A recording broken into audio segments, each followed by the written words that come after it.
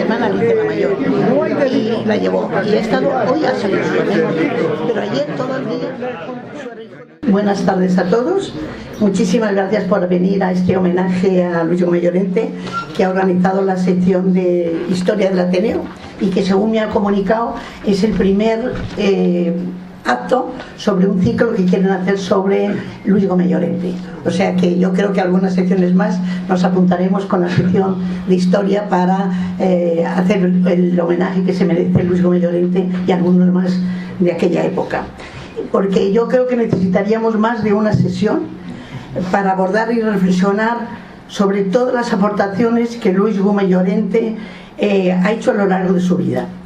En la sesión de esta tarde, Antonio Satarra, que está a mi izquierda, pero solamente por eso, porque está a mi izquierda, no por otra cosa, va a abordar las aportaciones que Luis Gómez Llorente ha hecho hacia el socialismo. Y por mi parte, y como introducción, voy a hacer, pensando en los que a lo mejor no le conocéis mucho, y también como recordatorio a los que le conocemos mucho, ha sido nuestro amigo, pues un poco la semblanza de Luis Gómez Llorente en un primer momento. Sobre todo sobre su vida profesional, su militancia política y sobre todo su legado en educación, que será desarrollado, si es que se hace, Cánovas, que es el presidente de la sección de historia, a lo largo de su vida. Como todos recordaréis, los que le conocemos, Luis nació en Segovia, un segoviano, en 1979, murió el 5 de octubre de 2012, es decir, ahora, precisamente hace 14 años. Inició la carrera de Derecho, la abandonó en tercero y se pasó a estudiar Filosofía y Letras en la especialidad de Filosofía Pura. Su vida profesional fue dedicada exclusivamente, su vida profesional, a la enseñanza. Durante cerca de unos 14 años, muchos lo recordaremos, que fue profesor de enseñanza secundaria cuando no había en los institutos de Madrid, había muy pocos. Él estaba en la Academia de Obao hasta 1977, que fue designado como diputado de Asturias y nombrado vicepresidente del Congreso de Diputados. Abandonó en 1962, como muchos recordaréis, la política activa, volvió a sus clases de filosofía, primero en la Universidad Laboral de Alcalá de Henares y luego terminó su jubilación como catedrático de filosofía en el IES Virgen de la Paloma. Respecto a su militancia política, muchos recordaréis, o algunos recordaréis, que ingresó en el PSOE muy joven, en 1958, decía él.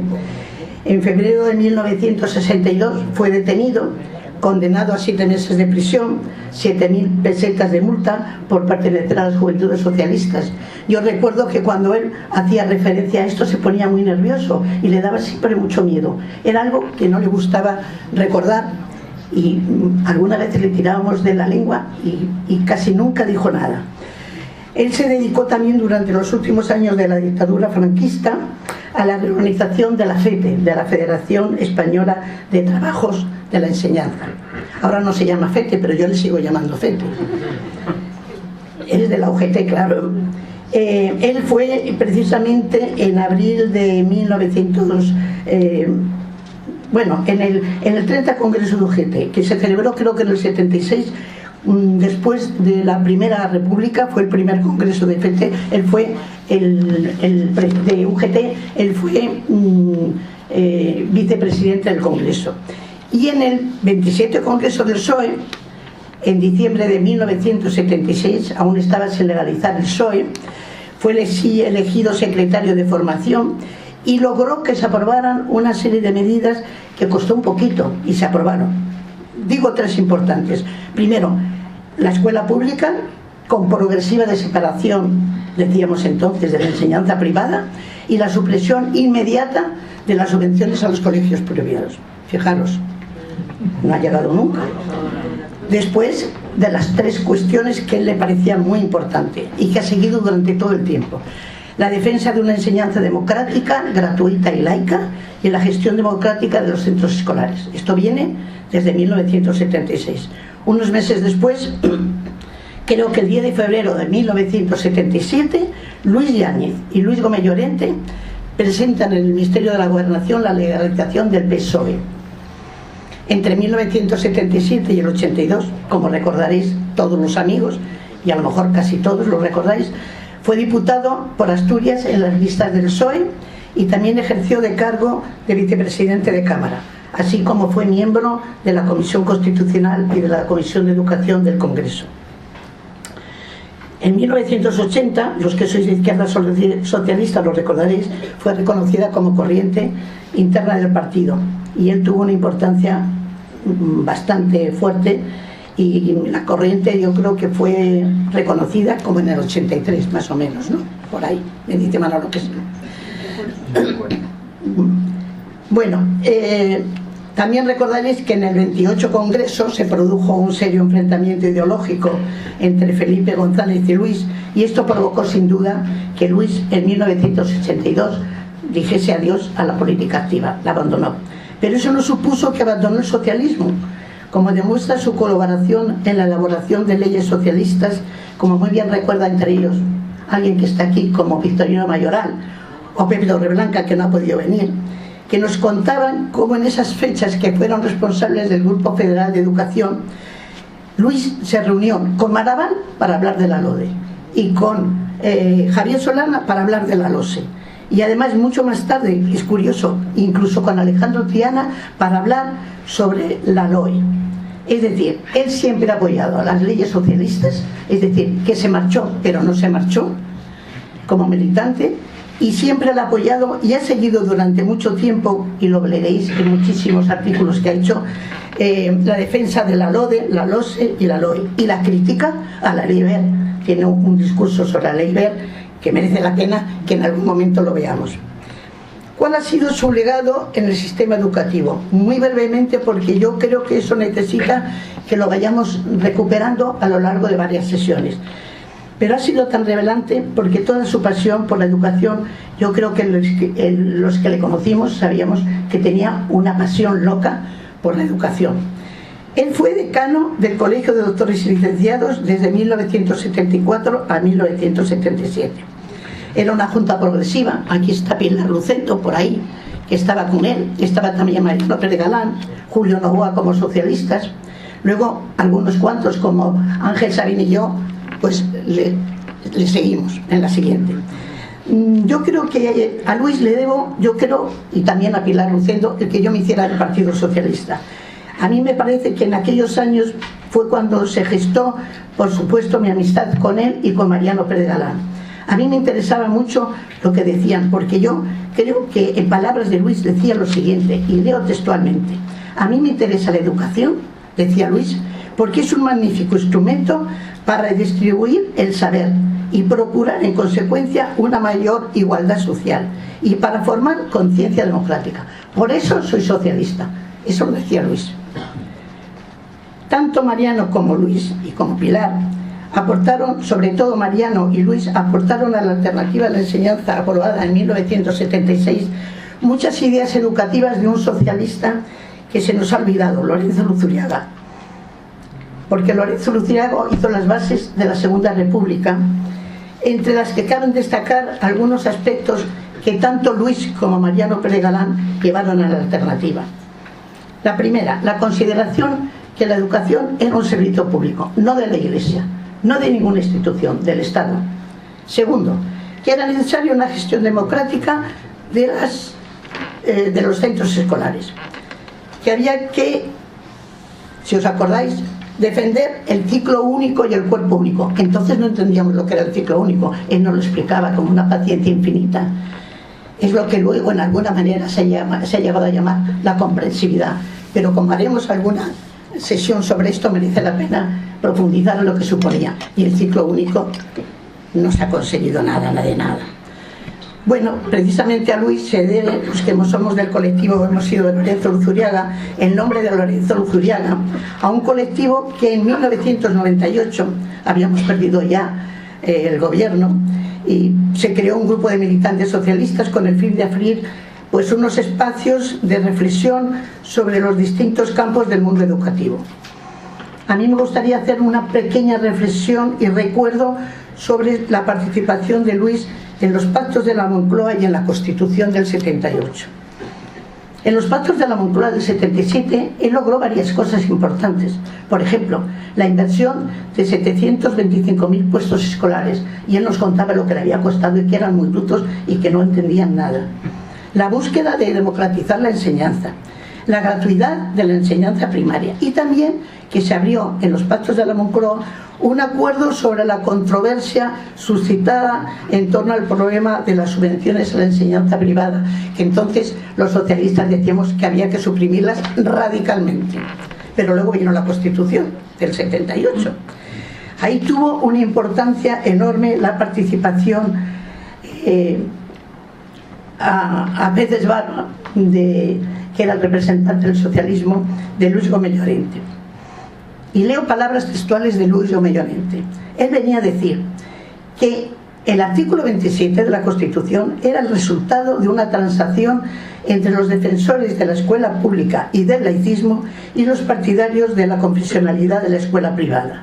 Y añadía, acuerdos que permitieron restablecer la democracia en España. Y de verdad, Aurora me decía, la situación no daba para más. Porque recordarán todos que la Constitución del 78 consagra dos grandes principios, el principio de igualdad y el de libertad. Con la Constitución, ¿qué logramos?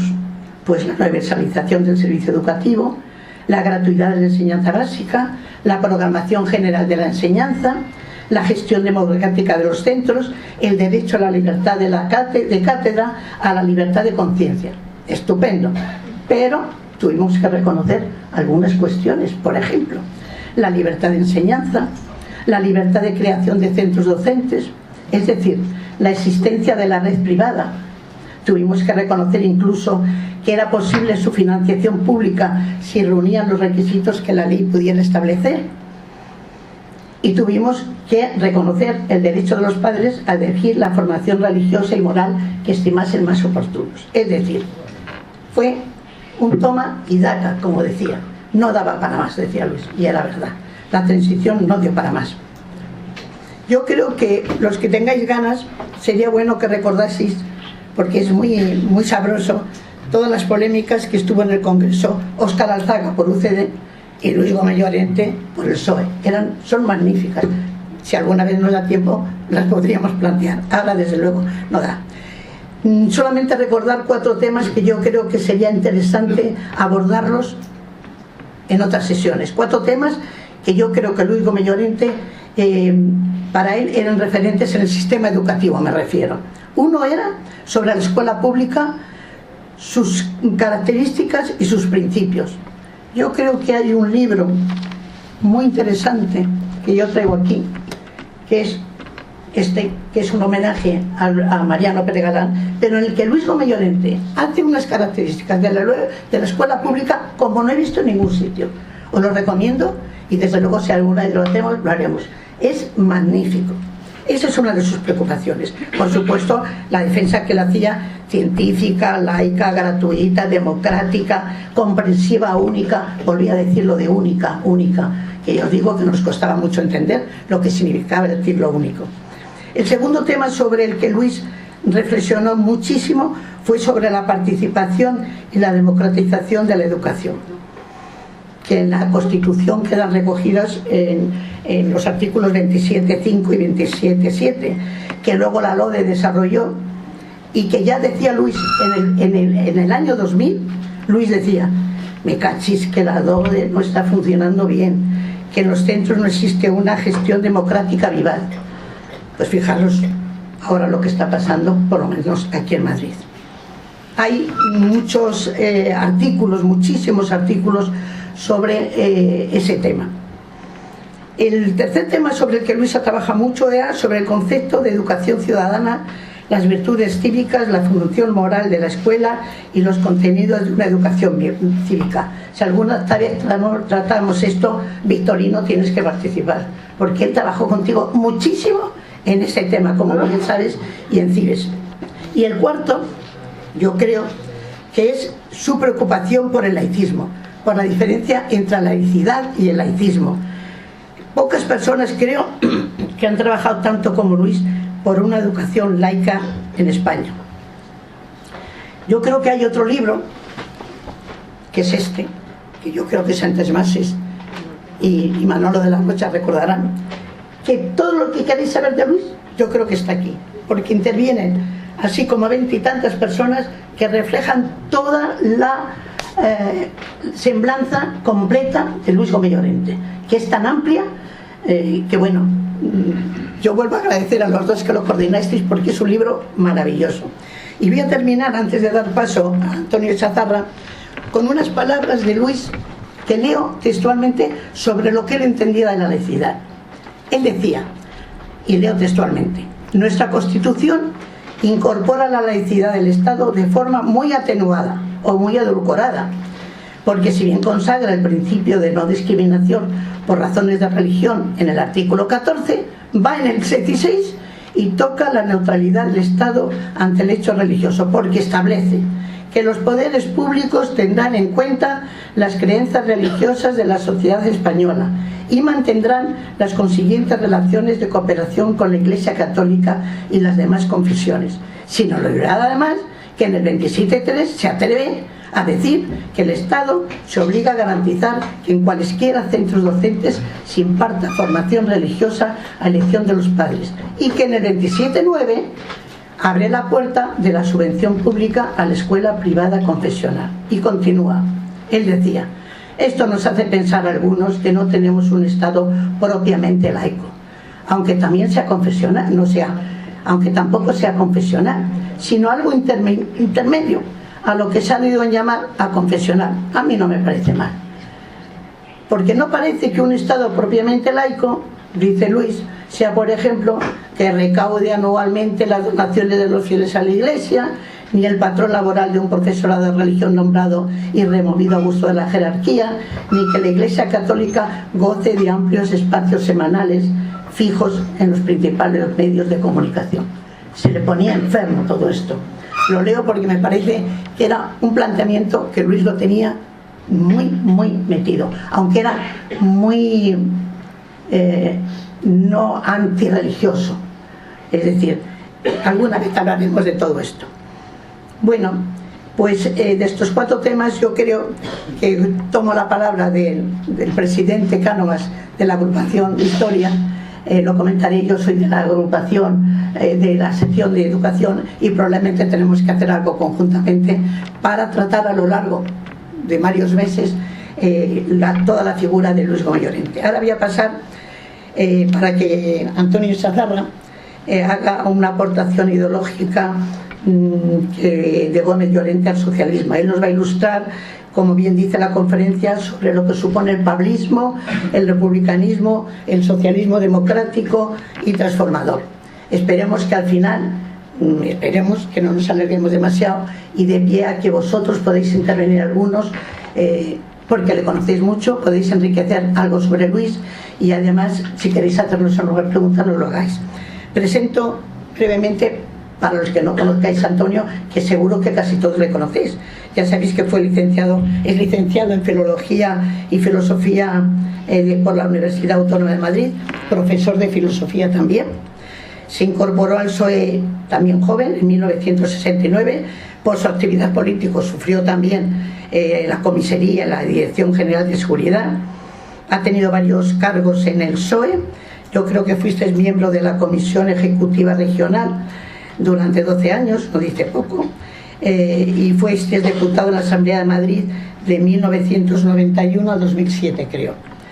Es miembro de la Federación de Trabajadores de la Enseñanza de UGT y trabajó varios años, desde 1973, en las que Manolo de la Rocha nos engañó primero a mí y me llevó, y yo me engañé a Antonio Chazarra, y estuvimos los 3 juntos unos años hasta que Manolo de la Rocha nos abandonó a todos, cosa que todavía no le perdono mucho, pero bueno, él nos engañó y ahí estuvimos todos.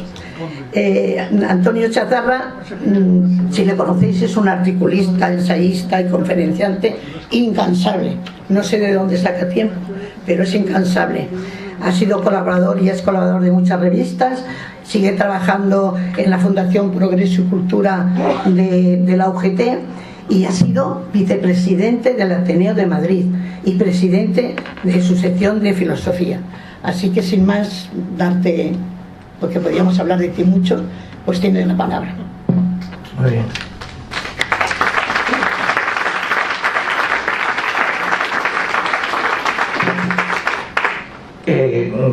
Bueno, muchas gracias, Aurora, por unas palabras que en lo concerniente a Luis son precisas y exactas, en lo concerniente a mí exageradas. Y decir que es emocionante encontrarse con tantas personas que a lo largo de los años pues hemos convivido, hemos tenido proyectos comunes, hemos trabajado, hemos discrepado también, y es emocionante veros aquí. Quiero, antes de iniciar esta charla, tener un recuerdo emocionado para compañeros que convivieron en alguna etapa estrechamente con Luis y que ya no están con nosotros: Carlos López Riaño, Mariano Pérez Galán, al que ha aludido Aurora, y en este ciclo tiene que tener una representación amplia, y el último desaparecido hace unos días, que es Modesto Noya. Pero hay muchos más. Y quiero también recordar la labor que Izquierda Socialista, inspirada por Luis, ha llevado a cabo durante muchos años, y recordando especialmente a Manolo de la Rocha, a Vicente Garcés, luego hablar de Pablo Castellano y de Bustelo, que también hicieron una labor en ese tiempo, a Ana Noguera y a Juan Antonio Barrio y a José Antonio Pérez Tapia, pero son muchos.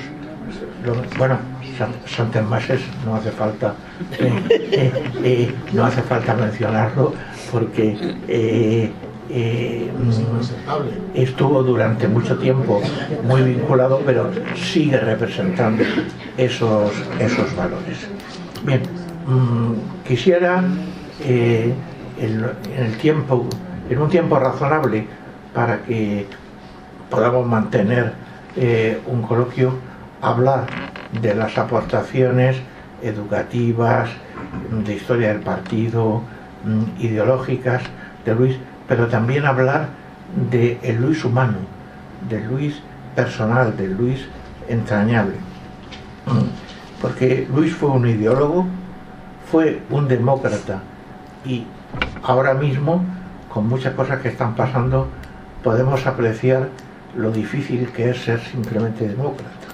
Bueno, Luis fue un demócrata de los pies a la cabeza, un luchador contra la dictadura, Aurora lo apuntaba, un hombre profundamente laico, un marxista heterodoxo, y encarnaba, como pocos lo han hecho desde mi punto de vista, el legado de la Segunda República.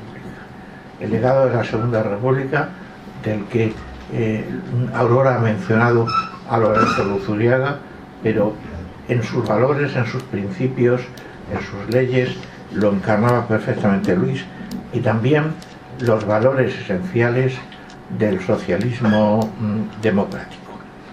Bueno, uno de sus principios, vamos a ir desgranando lentamente este conjunto de teselas que componen un mosaico. Uno de sus principios era que creía en la libertad, pero que la libertad sin igualdad no es la verdadera libertad. La libertad sin igualdad es manipulable y no es una herramienta válida para llevar a cabo transformaciones sociales. Es decir, que quienes prescinden de la igualdad al hablar de la libertad, ni siquiera están hablando de la verdadera libertad. Me agradaba o me gustaba, las veces que tenía la oportunidad de hablar con él, su crítica al oportunismo. Era profundamente, despreciaba profundamente y tenía una crítica activa contra el oportunismo, y solía decir, y me gusta recordarlo, que quienes cambiaban o sustituían principios por votos, finalmente perdían los principios y los votos. Me parece que esto lo solía repetir con alguna frecuencia y es una idea que hay que recordar de Luis. Bien, era un hombre de convicciones firmes, de convicciones sólidas. Encarnaba los valores republicanos que sí, cuando en ese ciclo de charlas habrá que tener un espacio para hablar de los valores republicanos, y creía firmemente que el socialismo y la democracia se pueden medir por su capacidad de gestión, pero que sin una orientación ideológica, sin un recordar el cómo y el para qué, la mera gestión no solamente no es suficiente, sino que no nos diferencia de otras opciones. También, y voy un tanto deprisa porque son muchas cosas y cada una de estas cosas merecería un espacio mucho más extenso para poder matizar, pero creo que, recordando a Luis, una de las facetas que no nos pueden pasar desapercibidas es que era un magnífico, un formidable tribuno. Cuando se colocaba delante de un auditorio, lo que le gustaba hablar en las agrupaciones locales, en los locales de UGT, en las asociaciones de vecinos, era siempre con su pipa al lado y su bufanda, era un magnífico tribuno. Y vamos con algunas características más que esto, Luis, y esto se ha dicho, pero desde mi punto de vista no se ha insistido lo suficiente, es que era un humanista, profundamente humanista, y un escéptico. Luis no era estaba lejos, muy lejos de cualquier posición dogmática, y un cierto relativismo y sobre todo un escepticismo le ayudaba bastante a tener esa postura.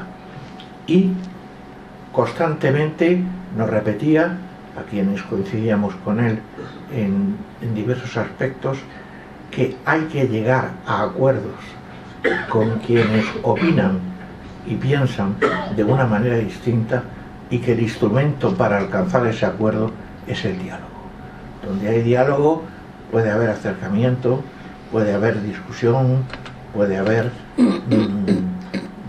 a través de las distintas posturas de ese confrontar los puntos de vista se pueden llegar a aspectos comunes.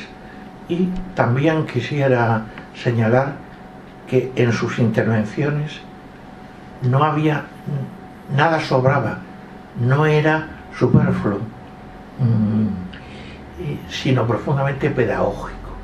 Pocas personas eran tan pedagógicas como Luis, sin florituras, sin adornos, claramente pedagógico.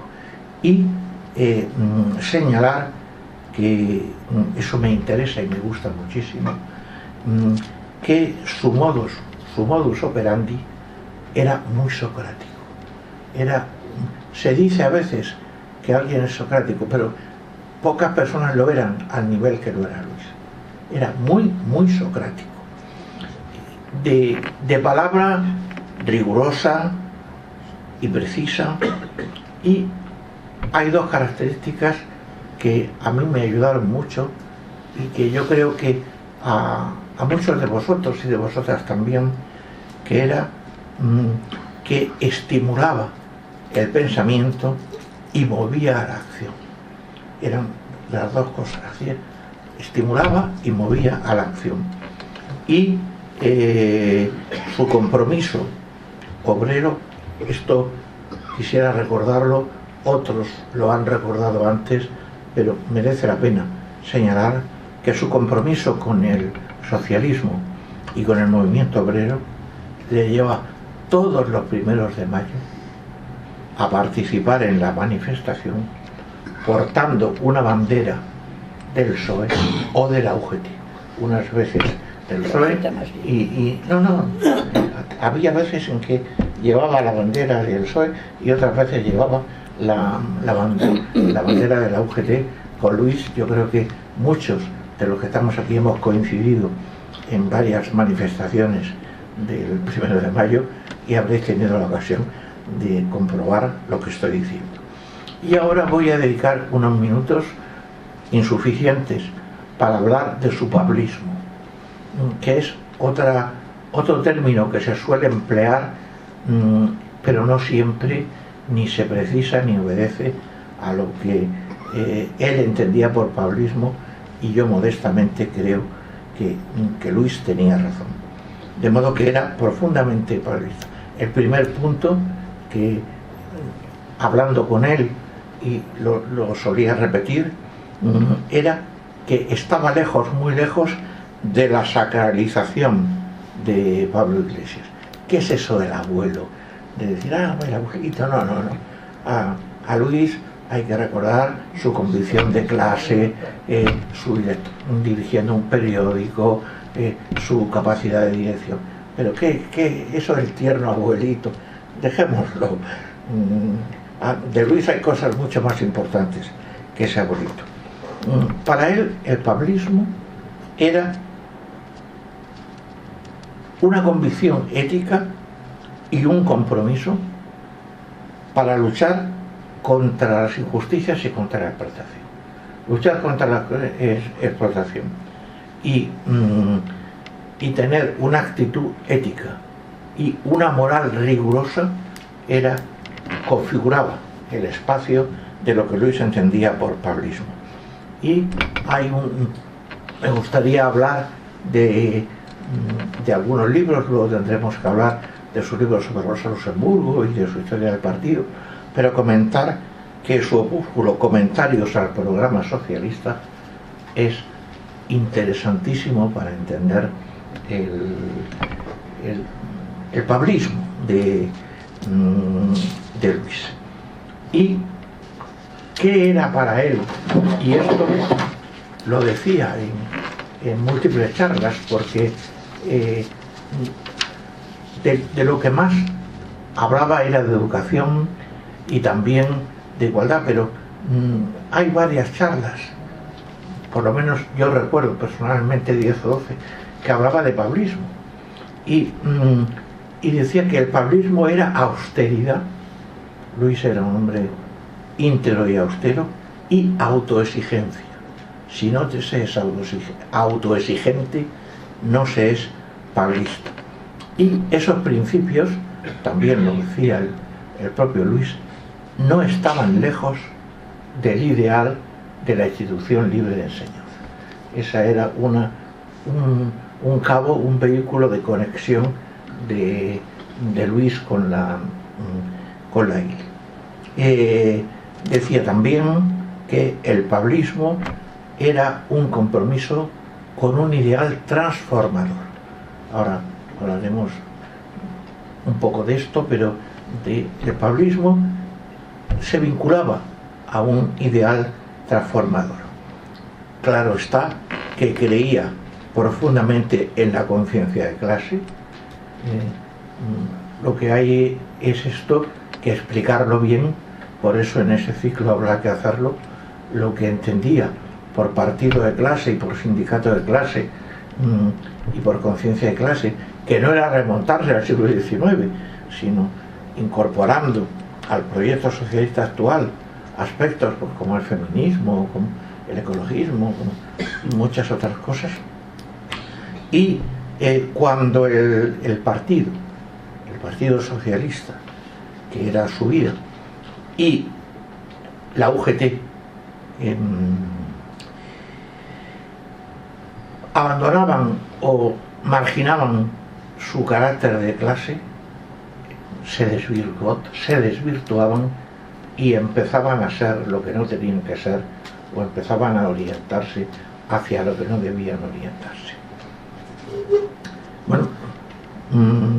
De modo que era evidente su apuesta por un sentido transformador, y ese sentido transformador tenía mucho de lucha política, pero mucho también de compromiso moral.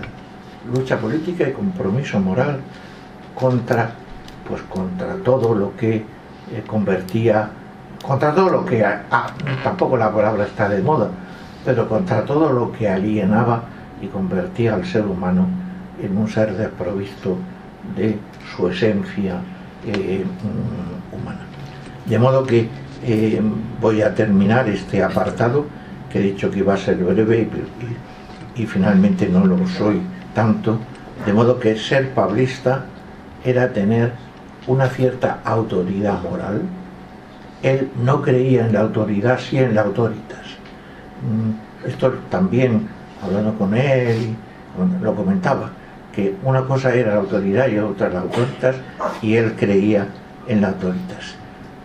Y había que ser muy transigente, muy dialogante, pero muy firme contra los abusos, e incansable en la propaganda, en la extensión de las ideas y en la firmeza contra la adversidad, defendiendo los derechos y las libertades de los más vulnerables. Esto era otro punto en lo que insistía. Y como Aurora ha comentado, era un hombre profundamente laico. Es más, consideraba, como yo creo que consideramos muchos de los que estamos aquí, que con respecto al laicismo nos habíamos quedado muy cortos, o no habíamos ido ni mucho menos hasta donde debíamos haber continuado avanzando. Él creía por lo menos eso, y aunque con un profundo respeto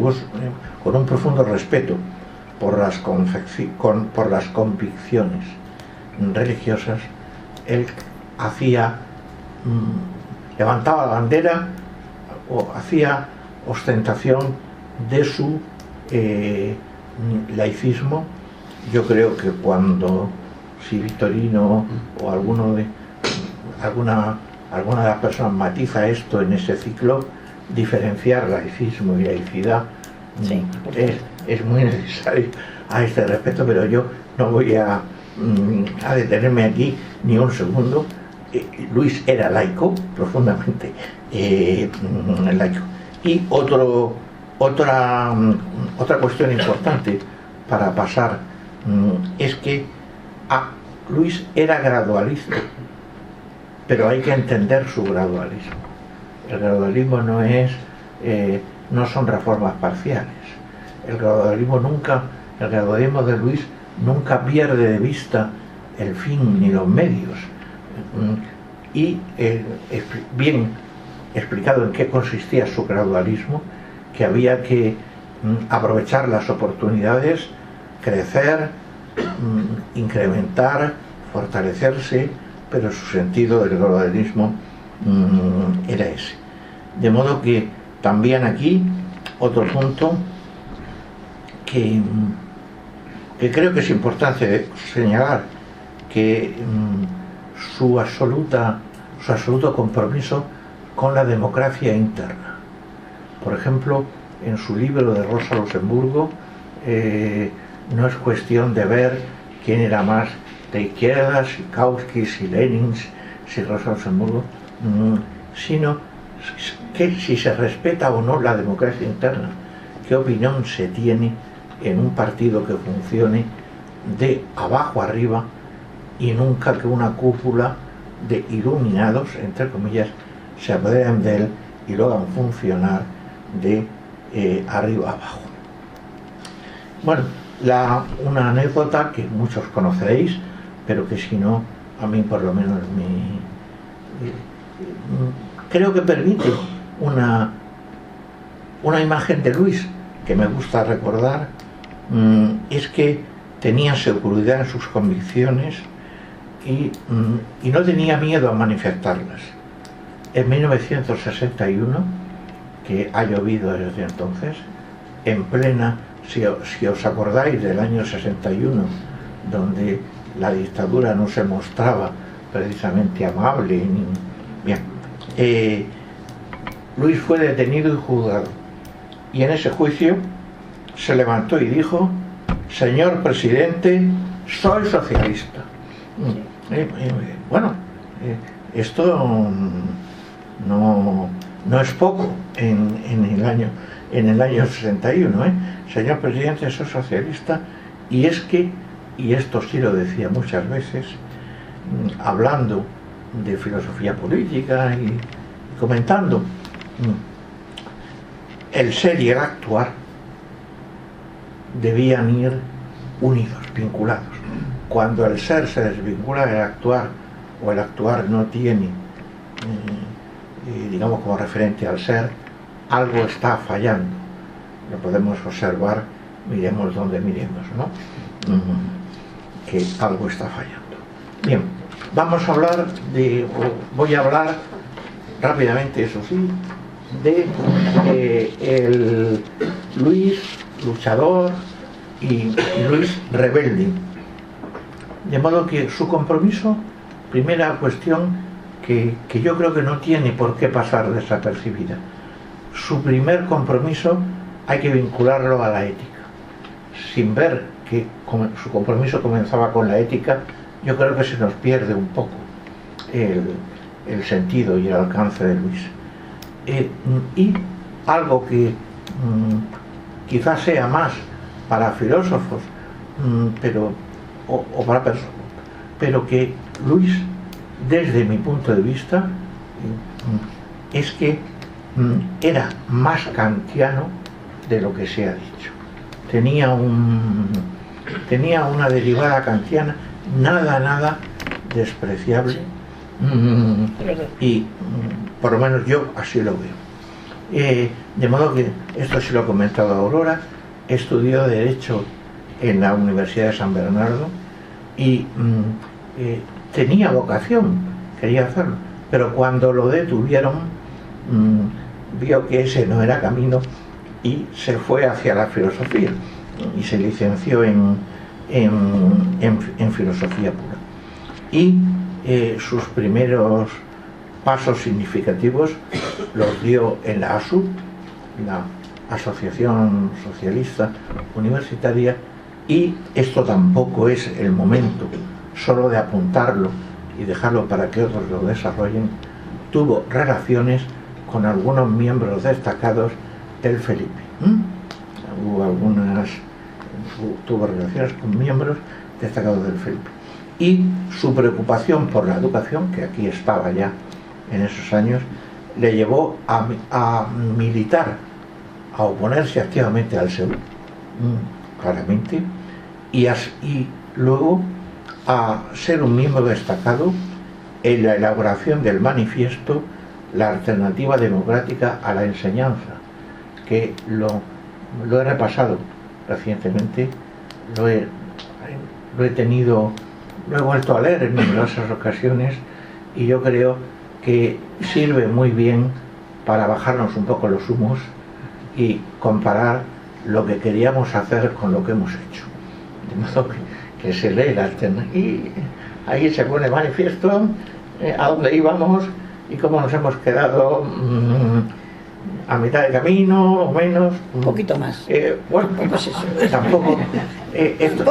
Sí, permite opiniones, pero. Es un debate. Pero ahí está. Y también quiero mencionar su participación en la candidatura progresista al Colegio de Doctores y Licenciados. Para mí es una opinión que esa candidatura progresista es uno de los ejemplos de colaboración de la izquierda, que luego no se ha seguido, pero que en ese momento junto a Eloy Terrón, junto a Mariano Pérez Galán, junto a Pamela, Pamela Malo. Bueno, y por ahí pues estaba también, tú estabas, sí, estaba Ángel Sabín también, Pilar Lucendo, de ese equipo. Bueno, Rosa Isabel, y aquí hay unos cuantos. A Rosa, a Pilar Lucendo hablaré ahora cuando comente su colaboración con Pedro Altares en Cuadernos para el Diálogo. Hablaré un poco y en su labor como secretario de formación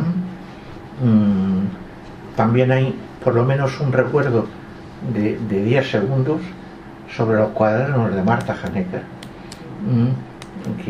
que se empleaban para esa formación y que un día desaparecieron y se quemaron. Estas casualidades, bueno, pero los cuadernos de Marta Hanecker lo que sirvieron y lo que creo que yo todavía conservo. Yo tengo algunos de esos cuadernos de Marta Hanecker. Y otra de sus preocupaciones que hay que colocar en el tablero la tesela es su preocupación honda, porque no se tergiversara la historia del partido y de la UGT. Sabía lo que hacía, de modo que había que conocer la historia y no una historia esquemática con 4 largos del partido y del sindicato, porque si se tergiversaba eso, empezaba a no ser lo que era el proyecto. Y pues de ahí sus charlas en las agrupaciones, en la sede del sindicato, su labor en FET-UGT y su participación en el Congreso de Cádiz, donde también estuvo Aurora, y en el Congreso de Cádiz se dieron pasos muy firmes, junto con algún error un tanto clamoroso, pero Luis estaba en ese congreso y activamente. Y ahora otra anécdota de Luis, que probablemente muchos de vosotros y vosotras conocéis, que es que es difícil no recordarlo como un hombre tranquilo, apacible, riguroso, friolero, en su casa en Marcos de Garay. Cuando estaba todo muy cargado, abríamos un resquicio, la ventana, y enseguida se levantaba para cerrar y decía hace frío y cerraba la ventana. Y también su capacidad, cuando quería, esto lo hacía muy bien, de irritar al adversario. Con esa tranquilidad podía poner muy nervioso e irritar al adversario. Era emblemática su pipa,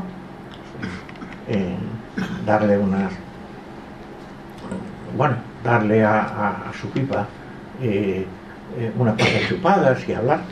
Y la anécdota es que en una ocasión discutió con Fraga Iribarne, y Fraga Iribarne pues quiso coger la pipa, rompérsela, empujarlo, y entonces le comentábamos a la salida: ¿qué te ha ocurrido, Luis? Y dijo: nada, que he tenido un pequeño incidente con un energúmeno. Un pequeño incidente con un energúmeno. Y ahora también unas notas pues muy breves sobre Luis como teórico del socialismo, que en este ciclo merecía un apartado extenso, que escribió centenares de artículos en revistas de pensamiento y de educación, y de su extensa bibliografía hay que destacar, no es posible todo, pero hay que destacar algunos textos. Por ejemplo, la aproximación a la historia del socialismo español hasta 1921. Es una pena que no hubiera unos segundos del 21 en adelante, pero se quedó hasta el 21, pero invito a quien tenga el libro a que recuerde sus opiniones sobre la Revolución de Asturias, por ejemplo. Esa es emblemática, y sobre otras cosas. Y un libro que ha pasado, últimamente nadie se acuerda de él, es Rosa Luxemburgo y la socialdemocracia alemana, muy importante para ver ese funcionamiento de abajo arriba de el partido, o hasta dónde llega el compromiso, o cómo se puede desvirtuar el proyecto socialista. Ambas publicaciones aparecieron en Evicusa, es decir, Cuadernos para el Diálogo, la primera en el 72 y la segunda en el 75. Es una colaboración con un gran hombre por el que yo siento un gran respeto, que es Pedro Altares. Aquí está Peli Lucendo, y también me parece que es interesantísimo lo que hace y cómo lo hace su hijo. También Guillermo Altares tiene mucho que hacer. De modo que intervino también en el colectivo Lorenzo Luzuriaga, como ha comentado Aurora, aportando ideas interesantes, y escribió otro libro que no debe pasar desapercibido, que hay que, junto con Victorino Mayoral, la Escuela Pública Comunitaria, que me parece que también nos sirve para ver en qué creíamos, si lo hemos practicado, por qué no hemos seguido determinadas sendas, bueno, y diversos ensayos sobre el laicismo, donde consideraba, y charlas, múltiples charlas, que había que haber ido más allá, que tampoco se puede a veces avanzar de golpe, es retroceder también de golpe. Había que ir avanzando y digamos fortificando o solidificando el proyecto, pero en ese aspecto era crítico y no le faltaba razón. Y cuando murió, también lo ha comentado Aurora, dejó un libro inédito sobre el Largo Caballero.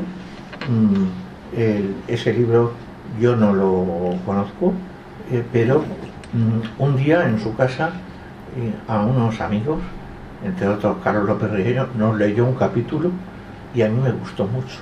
Ahora el resto del libro no lo conozco, entonces no me gusta hablar pero merecería la pena que se editara ese libro. Y ahora ya con mayor brevedad, Luis Gómez Llorente, fundador de Izquierda Socialista. Bueno, una pregunta pertinente es: ¿por qué se fundó la corriente de opinión? Bueno, en primer lugar, corrientes de opinión o alas ha habido en el Partido Socialista desde siempre. Quizá la primera la constituyó Jaime Vera, pero ha habido muchas, y ha habido un ala más moderada, un ala más centrada, un ala más radical, por ejemplo, en años respectivamente encabezadas por Julián Besteiro, por Indalecio Prieto y por Largo Caballero. Concretamente de Indalecio Prieto quisiera señalar y quizá abrir la polémica que muchas de sus ideas sobre la transición ya las había formulado Prieto, y se adoptaron y se emplearon, aunque se les olvidó decir de quién las habían tomado, ¿no? De modo que, bueno, un error lo tiene cualquiera, pero entonces adoptaron los mensajes y los criterios de Indalecio Prieto, sin señalar de dónde procedían esas ideas y esos proyectos. Una pregunta rápida: ¿por qué fundó Luis Izquierda Socialista? Porque considero Luis no fue nunca un líder tal y como entendemos el líder, era más bien el suyo un proyecto intelectual, y hablaba, aconsejaba, discutía, marcaba, pero nunca era un líder a la esencia tradicional del líder. Pero el 28 Congreso, bajo eso en este libro que dedicamos a Luis, en las páginas que me tocó, lo quise poner negro sobre blanco, ¿no? Que en el 28 Congreso, bajo la para mí discusión meramente superficial de marxismo sí, marxismo no, se encubría una transformación profunda del modelo del partido y del proyecto socialista. Entonces, mientras algunos estábamos, me pongo en el grupo, muy preocupados por mantener las características ideológicas de marxismo, otros se preocupaban de influir en el modelo de partido y de incluir numerosos aspectos que hasta ese momento no eran propios del Partido Socialista en el proyecto socialista. Pues Luis consideraba que el pragmatismo había ido demasiado lejos y que el partido se estaba convirtiendo en interclasista y desdibujando rasgos esenciales de su identidad transformadora. Por ejemplo, quisiera, muchos de vosotros y de vosotras, como no lo vais a recordar si estáis, pero que se suprimió el voto individual y el cabeza de delegación votaba hasta tal punto que, por ejemplo, en el 28,5 el cabeza de delegación de Madrid votó por Gómez Llorente, que era el que encabezaba la candidatura alternativa a Felipe González. Entonces el voto por delegado era una cuestión. El cesarismo, yo esto lo tengo que comprobar más, pero creo recordar que es el primero en haber empleado ese término, Luis, el cesarismo, donde en lugar de ser el primer, de comportarse como el primer secretario, el cesarismo era el actuar. Vete más ligero, sí, si no, no te rapidísimo, pero bueno, voy a ir más rápido, pero es a veces difícil de detener. Y la introducción también de aspectos necesarios en la democracia interna. Bien, el voto individual, por tanto, era una reivindicación que finalmente se acabó consiguiendo, y otras. Pero aunque voy a ir mucho más rápido, si me quiero, pues sí me quiero detener un momento porque es interesantísimo que lo importante que era ser republicano.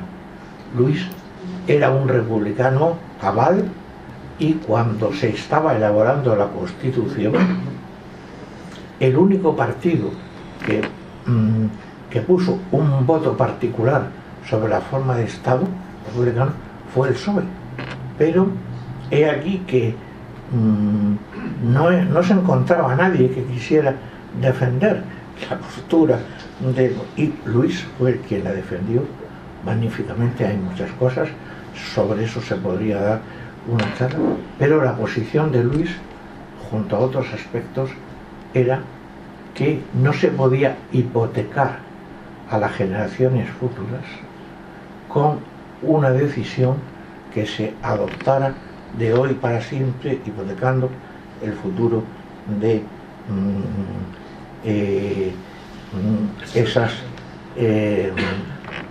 generaciones. Bien, termino con dos aspectos.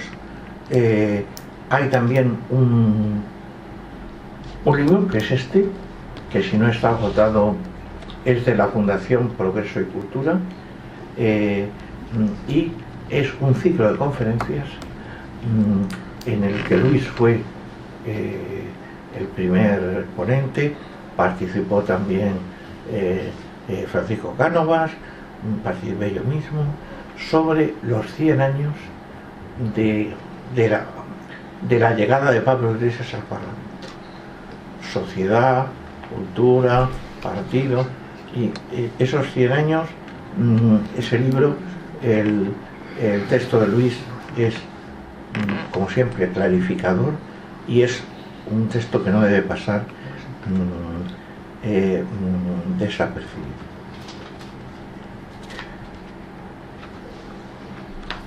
Y dos aspectos, los otros dos aspectos, ya rapidísimo para terminar, es que Luis formó parte del Partido Socialista llamado del Interior, y reivindicó junto con otros dos cosas que me parecen de capital importancia. Primero, que se trasladara la dirección, tan pronto como fuera posible, del exterior de Toulouse al interior, ese uno, y el segundo, que era un caballo de batalla importantísimo, que las heridas de la guerra civil había que cicatrizarlas, y que no había que colaborar con todas las fuerzas democráticas contra la dictadura. Había que colaborar con el PC, había que colaborar con comisiones, había que colaborar con todas las fuerzas políticas, incluso con los que mantenían las posiciones de Múnich, del famoso contubernio de Múnich, y eso había que mantenerlo.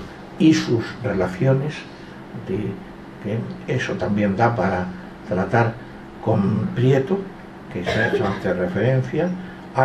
Está testificado sus intervenciones, donde Prieto era el gran líder y Luis era muy joven, pero con gran respeto, pero se pusieron ahí de manifiesto las diferencias. Y luego sus relaciones, las relaciones de Luis, siempre cordiales, nunca agresivas, con Llopis, con los hermanos Martínez Cobo, con Carmen García Blores o con Garnacho, tanto con todos ellos, tanto con Garnacho como y como ya se ha hablado de que habrá ese ciclo, termino diciendo que desde mi punto de vista el reconocimiento que ha tenido Luis Gómez Llorente del partido ha sido parcial e insuficiente. Bien, es verdad que José Luis Rodríguez Zapatero y en la actualidad Pedro Sánchez digamos que han reivindicado en parte su figura, pero merece un reconocimiento mayor del que le dio Rodríguez Zapatero y del que le da en la actualidad Pedro Sánchez. Bueno, me quedan varias cosas que decir, pero quizá he estado más tiempo del que creía. Muchísimas gracias por vuestra presencia y espero que de lo mucho que haya sido insuficiente en mi exposición o directamente haya omitido, contestar lo mejor que sepa y pueda a las preguntas. Muchísimas gracias.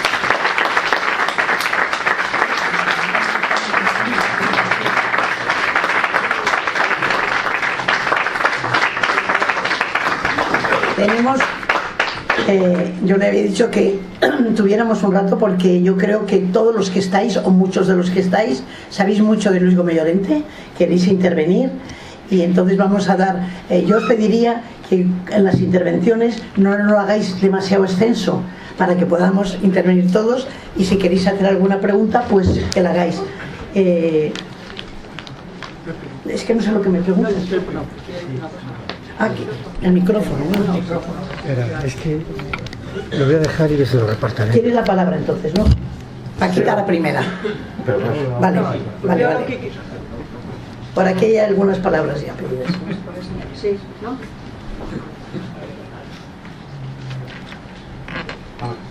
No, yo quería destacar, bueno, se podría hablar mucho, yo tampoco he sido de las que he tenido más contacto con él, lo tuve cuando en verano, fundamentalmente en San Rafael, que es a donde él veraneaba, en Los Ángeles de San Rafael, pero sí querría destacar que para mí me impresionó mucho, porque estamos hablando de los años 79, en donde estaba prohibido el aborto y hubo varios juicios contra bastantes mujeres, y una de ellas fue un juicio muy importante en Bilbao. Y recuerdo la figura de Luis, tengo incluso la foto, o sea, la foto que salía en que efectivamente él vino desde Madrid, fue a Bilbao, yo también iba, yo estaba embarazada entonces de mi hijo, y para encabezando la manifestación a favor de las mujeres que habían abortado y que las metían en la cárcel, ¿no? Entonces es una figura que cuando hablamos muchas veces de que en el tema del feminismo, pues es verdad que nos hemos sentido muy solas, es cierto, pero yo creo que aquella figura de Luis acompañándonos en aquel juicio, que fue un juicio muy importante, pues yo la tengo muy reflejada y me parece importante señalarlo, porque es otro aspecto de su figura, ¿no? Muchas gracias. Manolo de la Rocha, Alfredo, y tú, Juan Carlos. Me da igual. Los tres os habéis pedido la palabra de momento. Sí. Lo primero que quiero es agradecer enormemente a la sección de Ciencias Históricas, a Paco, que está aquí, Cánovas, y a Antonio y Eudora, por organizar este acto y estas jornadas en recuerdo de Luis Gómez Llorente. Luis Gómez Llorente no es cualquier dirigente socialista, para muchos de nosotros es lo que podríamos llamar un referente.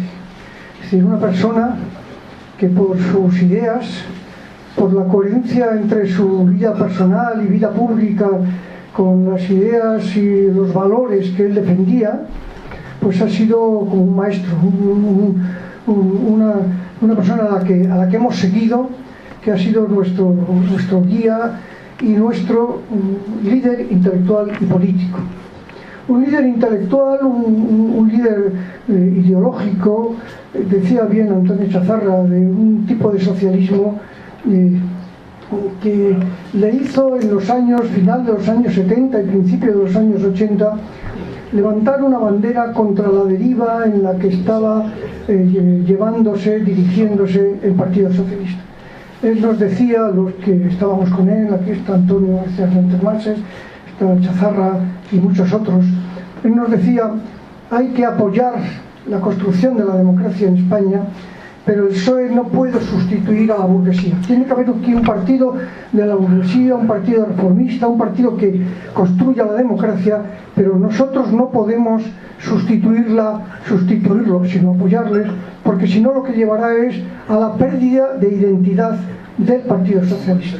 Y esa fue la bandera que él levantó a lo largo de muchos años, y la levantó fundamentalmente en el 28 Congreso con el sector crítico, en el 28 y medio, cuando presentó su candidatura a la Secretaría General, que como bien ha explicado Chazarra, el delegado del Congreso no pudo votar su candidatura. Su voto, representado por el jefe de delegación, fue a la candidatura de Felipe González, en las grandes contradicciones que había. Él, en ese sentido, su socialismo era un socialismo marxista, un socialismo de clase. Él defendía que el valor de la clase obrera era el elemento clave para la construcción de una sociedad más justa.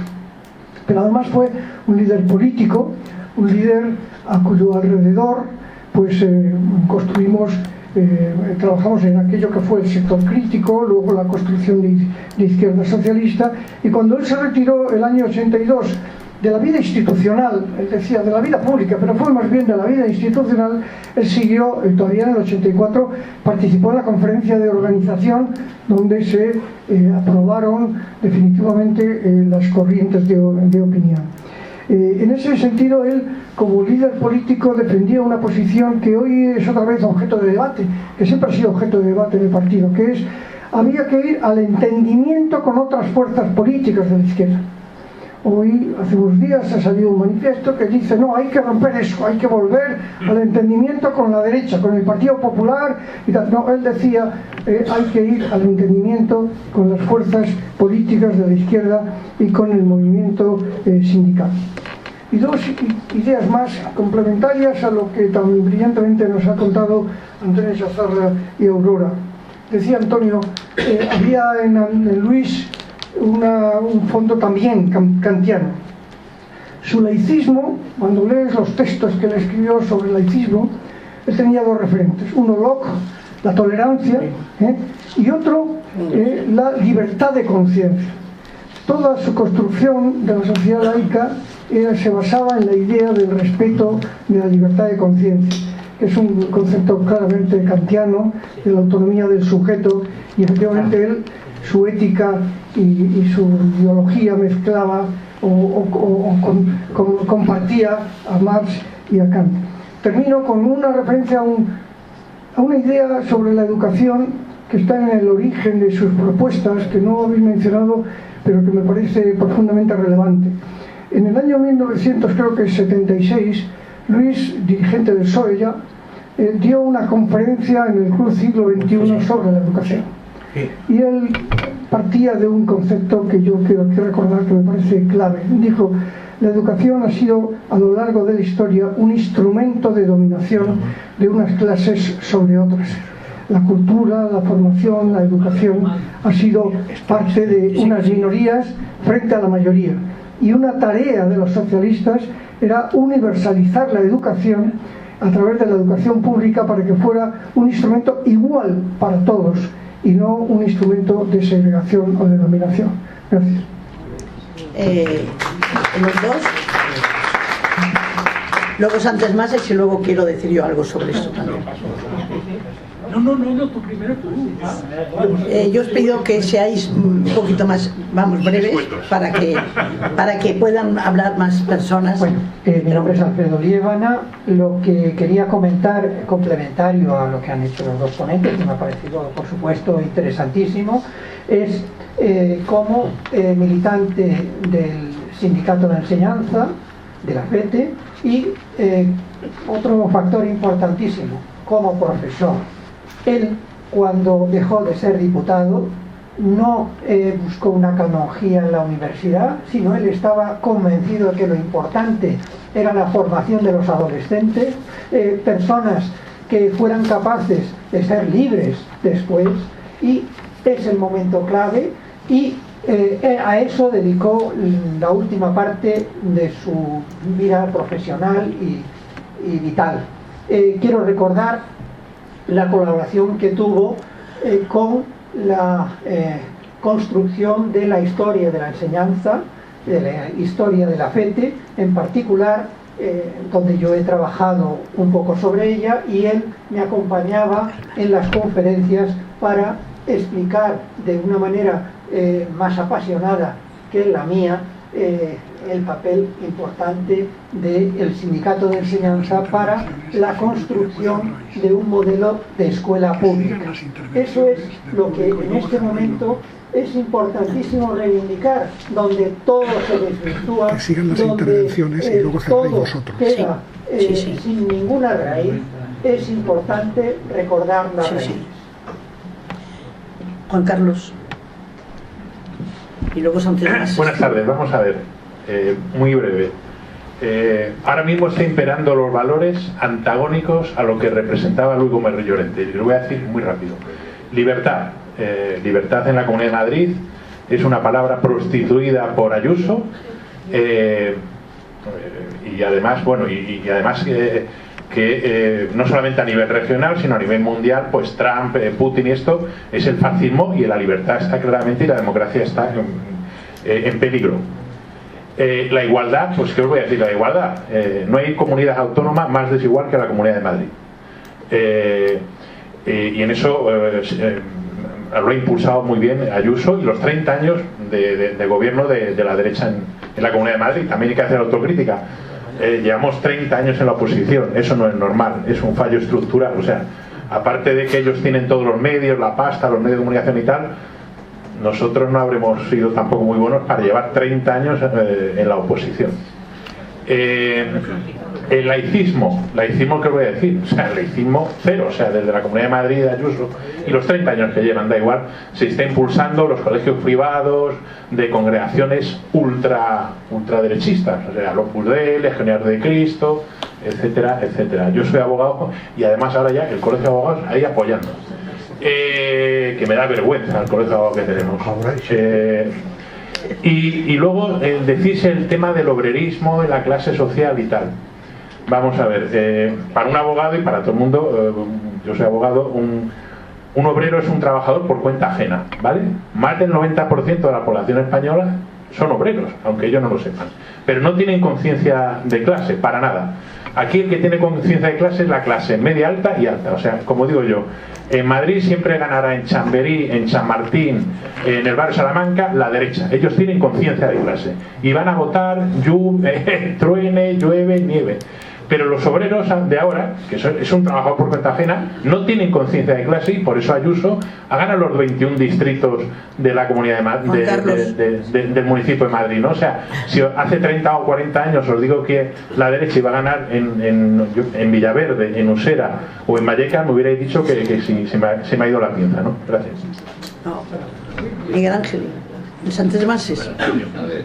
Vamos a ver, para completar un poco las dos exposiciones que han sido muy buenas, porque la de Aurora, más que introductoria, ha sido una auténtica ponencia, también muy buena para abrir el ciclo de las distintas conferencias, de los distintos aspectos, y la de Chazarra ha sido magnífica. Vamos a ver, para completar por algunas personas que no han salido, y claro, a uno le vienen a la cabeza. Por ejemplo, decía Antonio, en aquel congreso del famoso 28 congreso, estuvimos con el tema de la ideología y no nos dimos cuenta de los cambios que daban los estatutos, ¿verdad? Bueno, realmente había una figura importantísima entonces que estuvo batallando para que no cambiaran los estatutos, que era Pablo Castellano. O sea, Pablo Castellano siempre creía esto que has dicho tú, que eso era lo esencial. Es decir, que había que ir a las ponencias de organización, que el modelo del partido era esencial, y él dio la batalla. Lo que pasa es que la perdió. ¿Por qué la perdió? Porque efectivamente la dinámica de aquel congreso, los que lo recordaréis, hay un momento aquella noche tremenda donde se puede hacer el debate entre Almunia y Bustelo, ¿no? El debate, y entonces hay que votar la resolución. Y claro, votaban las agrupaciones directamente. O sea, no era un voto individual a la resolución, pero votaba, por ejemplo, me acuerdo uno que decía, ¿qué? La agrupación de Torreperogil de Alfonso Fernández. Sí a Bustelo, no a Almunia. Sí, o sea, claro, entonces ellos llegaron a la conclusión que era incontrolable, porque el voto era también unos representantes que eran elegidos directamente por las agrupaciones. Por ejemplo, en mi agrupación de Chamberí, siento mucho que no pueda estar por la situación de enfermedad que tiene ahora, Juan Antonio Barrio, comentábamos el domingo esto, en mi agrupación había sido elegido delegado Bustelo a Chamberí, tenía que dar cuenta de la gestión, y entonces claro, eran delegados directamente de agrupación que iban directamente a un congreso. Claro, si ya hacías el filtro de que pasaba por un congreso regional y el segundo filtro era que el voto, lo que has explicado, es el cabeza de delegación mucho más que el voto individual del delegado, claro, esto Pablo Castellano lo explicó muchas veces, se sustraía extraordinariamente la cosa.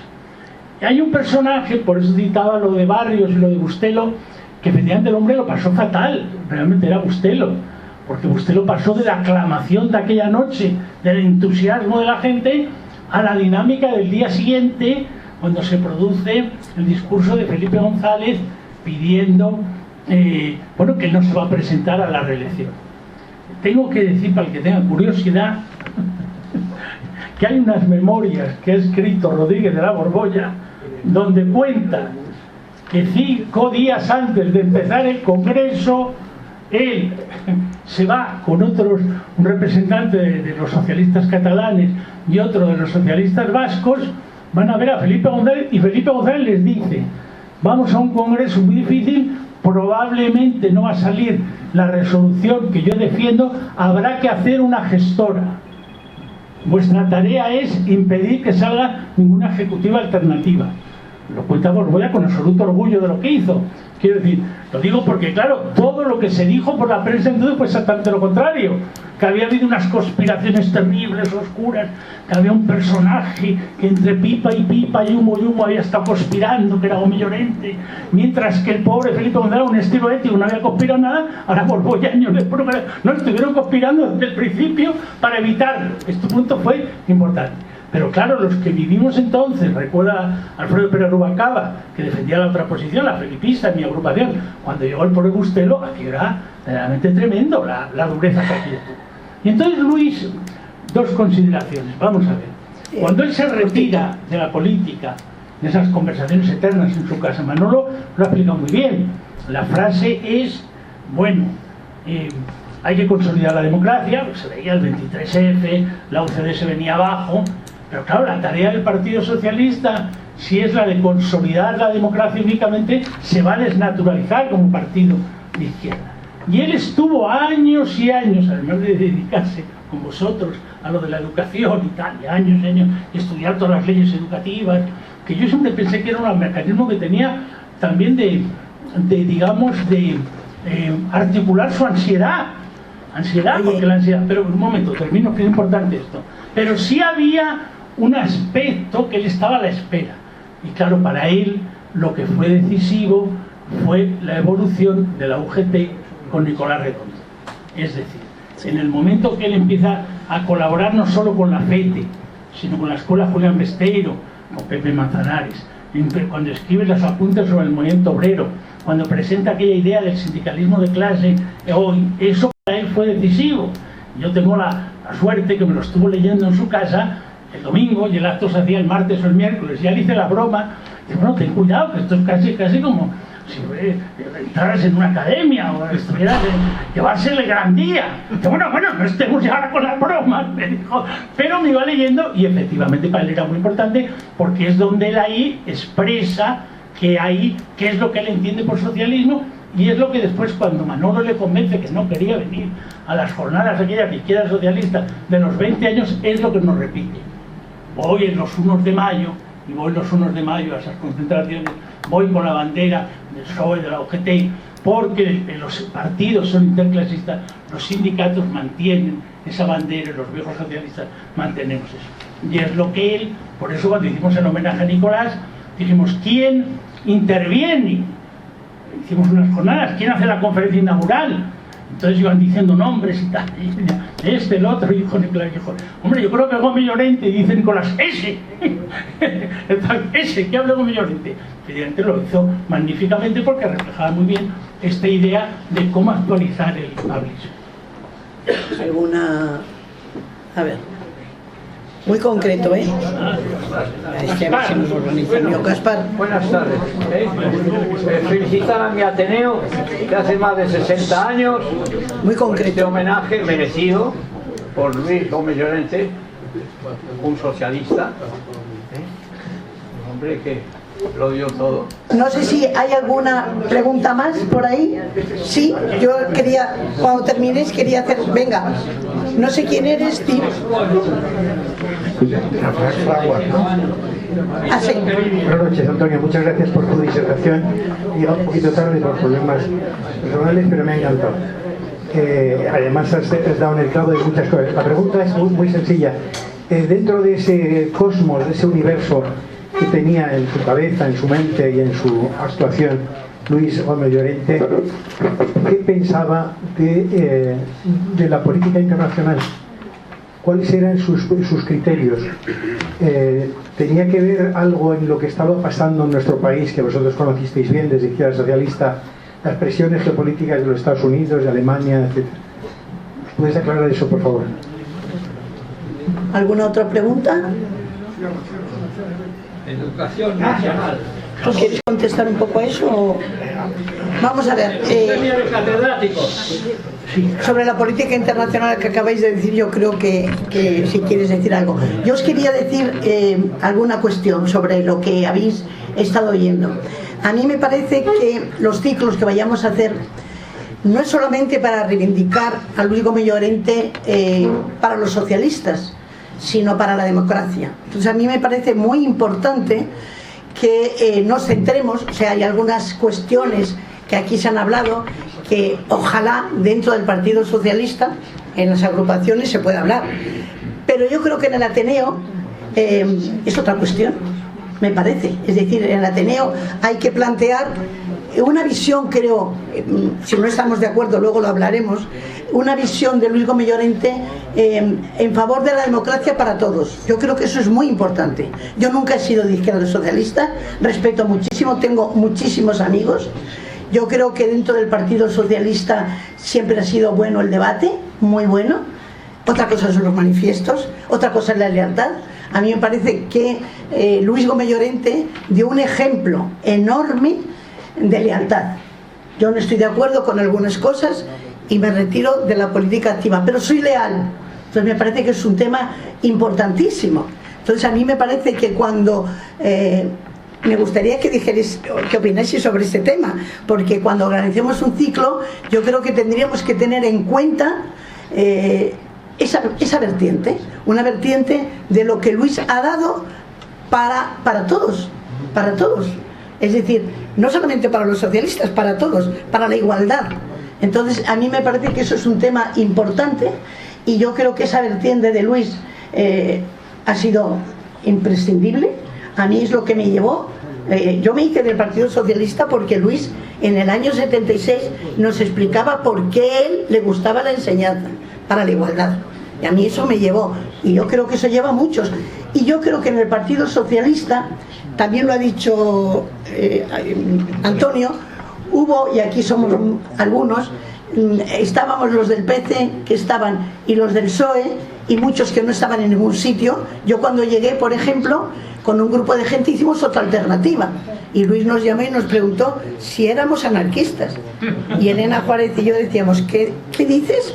Yo venía de las Escolapias, no tenía ni idea, nada más que habíamos hecho unas cosas y él nos dijo, nos habéis pasado por la izquierda, chicas, pero ¿qué estáis haciendo? Pues lo que hacíamos en una filial de un instituto en Vallecas, dijo, o en Vallecas, no, perdón, en Tetuán, me voy a Vallecas, en Tetuán, y él dijo, veniros aquí, mirad, y a mí estuve con los comunistas, estuve con los socialistas y me convenció Luis. Entonces yo creo que ese convencimiento de la igualdad y de la lucha para todos y de la lucha por la democracia es lo que deberíamos hacer en el Ateneo, creo yo, me parece, porque hay otras cuestiones que me parecen interesantísimas que ojalá los que somos, que no todos, del Partido Socialista lo llevemos a las agrupaciones del Partido Socialista y allí lo debatamos a fondo y totalmente, cosa que no se hace, por cierto, aquí entre nosotros.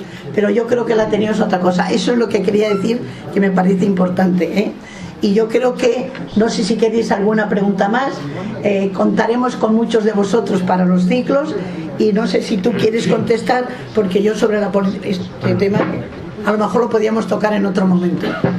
Bueno, en primer lugar, daros las gracias a todos y en segundo lugar, un minuto, pero merecería mucho más tiempo para responder sobre la política.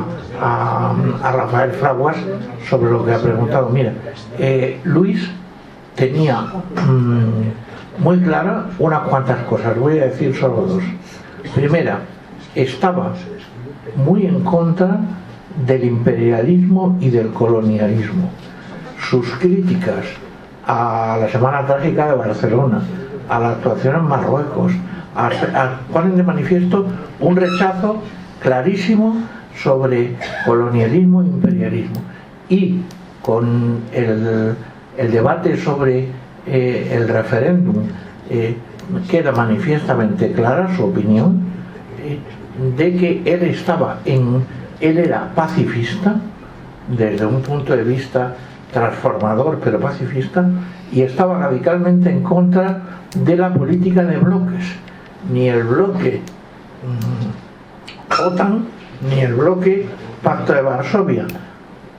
Tan rápido como va el mundo, hoy es diferente ver todos estos aspectos, pero claramente una política de neutralidad, de que ganara un espacio importante el tercer mundo dentro del contexto internacional, y un rechazo a los bloques militares desde una política de neutralidad activa contra el colonialismo y el imperialismo.